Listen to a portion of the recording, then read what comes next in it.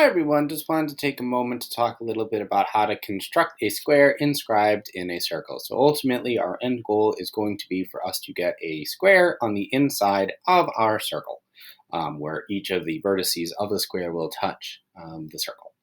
Right.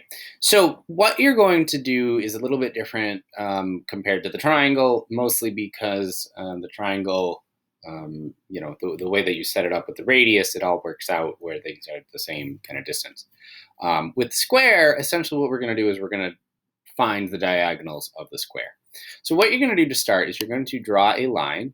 It doesn't matter, exactly where it is.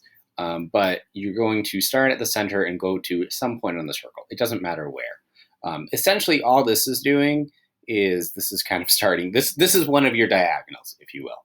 All right. So then what we need to do is we need to find the other diagonal. Now, in order to do that, we essentially need to create a perpendicular line. All right. So we know if we have one line, we need a perpendicular line to that line because we know as well that the diagonals of a square will be perpendicular. So what you're going to do that is if you construct your compass and you just make it bigger than the radius. In theory, you can get away with doing it a little bit bigger, but I like to make it like noticeably bigger, just so that way I have a little bit more room to work with. So then you'll draw the arc above, draw the arc below. I'm going to move it, right? So this is exactly all that you would normally be doing to find like a bisector. In this case, we're finding a perpendicular bisector. Of like a segment. I mean, it's a line, so it's not quite a bisector, but we're finding a perpendicular line.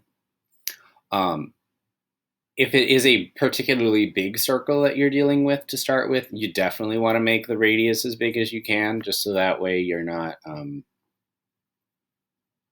running out of room, if you will. It gets a little bit tight sometimes. So now that you have this, you can draw your perpendicular line. Assuming you did this correctly, see how it goes right through the center of your circle. Now you have the 4 points of your square. Oops, I just clicked on the compass tool. Sorry. Nope, I want segment. So now you can connect, and as you can see, we are making the different parts of the square. Because again, these are the diagonals, right? You can see it goes right through the center of it. They're cutting it in half. We're making a bunch of equal, congruent triangles. And that should be all there is to it. Now, if you accidentally made a little bit of a mistake and ended up slightly off, that's how you can potentially end up with a problem. But again, get one wrong first. Look at what you can do in terms of, it'll go through the different steps for you to show you. All right, so just be careful with that. All right. Well, let me know if you have any questions and have a great day.